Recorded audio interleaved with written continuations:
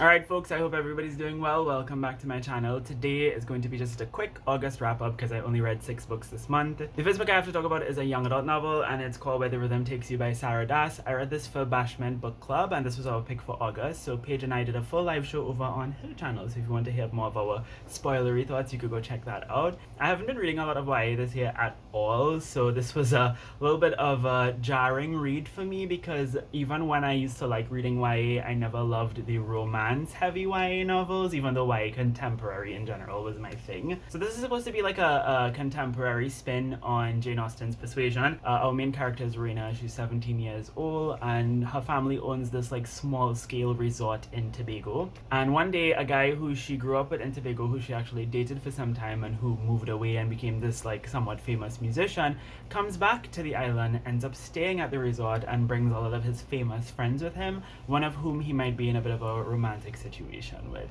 And that's where the sort of tensions of the story ensue, especially when Raina's father, of course, charges her with being their tour guide. The most interesting thing about this book for me had to have been Raina's own internal struggles. This is a story about her sort of dealing with like who she wants to be, who she wants to become. She's kind of on the precipice of adulthood. I also really loved the way that Tobago is described. I just went to Tobago twice this summer, so it was really cool to read something that takes place there and also writes about the island with such nuance and such love. It was a wonderful love letter to Tobago and that's kind of how I read it. Everything else about the story just didn't really work for me. I didn't care for any of the side characters. I found some of them to be quite superfluous and the story could have done without them. Everything else was kind of meh, so I give it 3 stars. From Tobago to Ireland, I read 2 books set in Ireland and they are the 2 books that, yes, are currently longlisted for the Booker Prize. The first one was The Colony by Audrey McGee, which I absolutely freaking loved. This one takes place in 1979 off the coast of Ireland in a small islet, inhabited by this tiny community of rural people who still speak Irish Gaelic.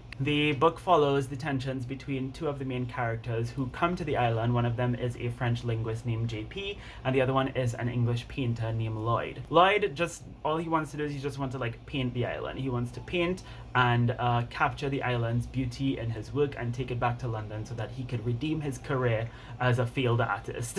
JP, on the other hand, is really interested in the language. This is a language that is practically dying out. He is suspicious of Lloyd's presence on the island because he sees Lloyd as an Englishman coming to the island, basically making the islanders' use of English more necessary, contributing to what he feels is the further demise of the Irish language. He sort of connects the book to the Protestant-Catholic conflict and the ways in which English Protestants, through imperialism, took over Ireland and erased the Irish language. Now, peppered in between each of the chapters are these really small anecdotes that refer to like the contemporary contemporary for 1979 Protestant-Catholic conflict that was happening at the time and people who were killed and assassinated. And so the book is really steeped in that history, and it's about the tensions between the painter and the linguist, who both have very different interests for where they want to see the people of this island go. Now, the book seemingly feels like nothing happens throughout it. There's not much of a plot,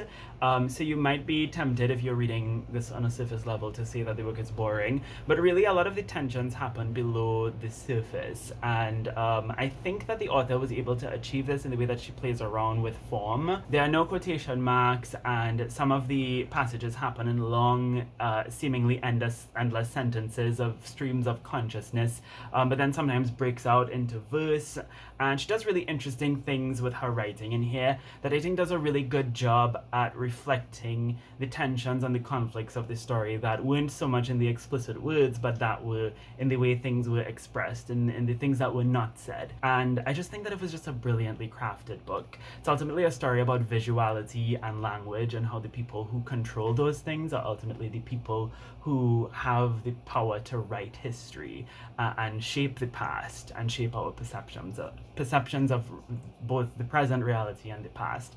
It's a great book, and I'm glad that it's longlisted, and I kind of hope it's on the short list, and I kind of hope it wins. Jumping from 1979 Ireland to 1985 Ireland, I also read Claire Keegan's Small Things Like These. This is a really short book that's just about 100 pages long that is meant to sort of address the Magdalene laundries, right? Which were these sort of like institutions that were set up by the Catholic Church that took in homeless women and orphaned teenage girls and pregnant women who were stranded or whatever, and brutally abused them and exploited them and used them for free labor. And for the ones who were pregnant, they would often take the babies away from them and try to sell them on the foreign adoption market. It was really, really sick. Some sick shit happening. The story actually starts off following a man named Bill Furlong, which is a very Irish name. He has 5 daughters, he has a wife, he's a coal miner, lives a very humble life. The first couple chapters of the book of just their very mundane lives, it's Christmas time, they're like baking sweets and figuring out what presents to buy for each of the daughters. Bill is happy for the most part, but you get the sense that he longs for more, and not in a materialistic way. He doesn't want like a better wife or a bigger house or anything like that. He more so seems to want to make a bigger contribution to the world. But because of social convention, he is pressured to sort of like mind his business, take care of his own family. Your daughters are fine, your wife is fine, you shouldn't be worrying about anybody else, that kind of thing. Until he ends up having to deliver coal to one of the Magdalene laundries, and he sees these girls and the conditions that they're in. Then it becomes a story where he's challenged to sort of like go against that pressure that he's always felt to sort of mind his business and take care of his own, and concede to that desire that he always had to do something bigger, even in the face of severe consequences. And it's a really interesting story that sort of explores that tension, that dissonance within him. Kind of like The Colony, it is about the story and the characters at hand, but it's really a commentary on something much bigger, and as the reader, it's up to you to excavate that out of the story. I could go on and on about this tiny book and all of the things that you could get out of it, but I genuinely feel like you should just read it for yourself. If I keep talking about it, I'll practically spoil the entire thing for you because it's so short. This heat is unforgiving. I am like melting right now. I don't know why I decided to go put on this like thick long sleeve jersey. So the next 3 books I have to talk about are non-fiction. The first of which is Jeanette McCurdy's memoir. It's called I'm Glad My Mom Died. This is basically the story of, Jeanette McCurdy, who was a famous child actress known mostly for her work on Nickelodeon as Sam Puckett on the shows iCarly and Sam and Cat. And basically she is talking in this book about, how her mother was abusive to her, how her mother was the one who sort of forced her into acting as a vehicle to project her own dreams onto, but also to financially exploit her, to make her the breadwinner of her entire family. And it's a book that grapples with the complexity of grief for someone that you loved, who was still not good to you, right? And who probably did love you in some ways, but whose toxicity overshadowed that or superseded that love. It was a really great memoir. I did a full review on it. So if you want to hear more of my thoughts about it, go check that out. It was a great book though, and I gave it 4 stars. I'm so bad at sharing ratings. Did I say the rating for this? I gave this 5 stars, and I gave small things like these 4 stars. Sorry. I'm trying to share my ratings in my wrap-ups from now on because I did a poll and lots of people were saying how they like when booktubers share ratings, but I'm not a ratings kind of girl. It's never been my gig. So the next nonfiction book I read is called The Fifth Beginning: What 6 Million Years of Human History Can Tell Us About Our Future by Robert L. Kelly. Robert L. Kelly is an archaeologist. This book was lent to me by my friend who is an anthropologist who has been lending me a lot of books recently about like human history and all that kind of stuff. And this is a really, really good book that's super duper short. So if you want to read something very impactful and very, that really delves into like the history of humanity as a whole, but also is concise, this is like the perfect recommendation. So the basic thing with this book is that he is trying to show us how a deep understanding of our past, particularly from an archaeological perspective, is essential to predict, not just to predict, but to shape, where our future heads. So he talks about how human evolution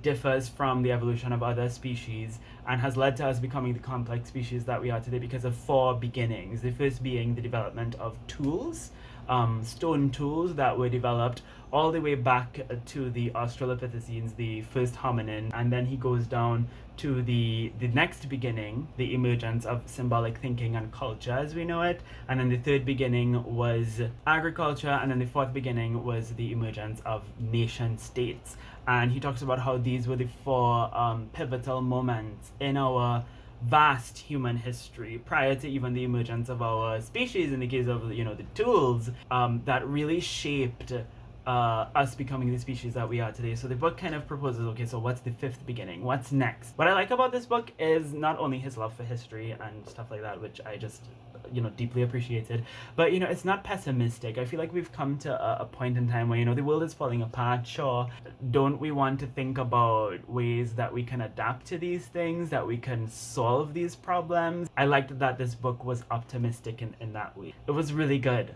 It was really good, and if you're interested at all in these kinds of things, you need to read this book, especially because it's so short. I give it 5 stars. The final book that I read was thesis reading. This is called The Crisis of Islamic Masculinities by Amanullah Dasandi. He does a wide array of data collection through mostly literary and historical analysis. The overall point of this book was to show that, you know, although modern Islamist ideology tries to push the idea that there's this one mold of what it means to be a Muslim man, Islamic masculinity, or masculinities in the Islamic and Muslim world, is historically and culturally so much more diverse than that. I felt like he didn't say anything new. He just kind of like, it didn't really feel like he came to much significant conclusions with his data analysis. He was just more kind of saying what is already said by the things that he was analyzing. And I sort of felt like, you know, the more interesting things for me was sort of like taking down, you know, and taking note of like his different citations, like, okay, I need to read that, but there was nothing from here that I gleaned that was pivotal for me in my work, if that makes sense. But I'm glad I read it. This was essential reading for me, in the sense that even if I don't get anything out of it, he points me in a very helpful direction, and, you know, that's what it's all about. So yeah, I gave this 3 stars. Okay, I'm going to go before I melt. In the comments down below, I'd love to know if you've read any of these books, if you have any thoughts on them. Thank you all ever so much for watching. I hope you have a lovely, lovely day, and until next time, inshallah, keep reading.